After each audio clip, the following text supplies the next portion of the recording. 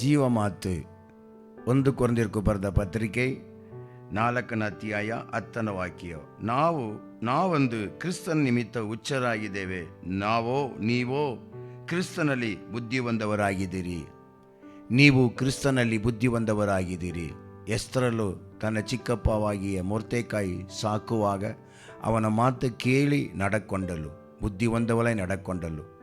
127 ದೇಶದಲ್ಲಿರುವ ಆಚಾರಗಳನ್ನು ಅನುಸರಿಸದೆ ಯೆಹೋವ ದೇವರ ಆಚಾರಗಳನ್ನೇ ಅನುಸರಿಸಿ ಅವಳು ತನ್ನ ಚಿಕ್ಕಪ್ಪವಕ್ಕೆ ಮೆಚ್ಚುಗೆಯಾಗಿ ವಿಧೇಯರಾಗಿ ನಡೆದುದರಿಂದ 127 ದೇಶಕ್ಕೆ ಅವಳು ರಾಣಿಯಾಗಿ ಬಿಟ್ಟಳು.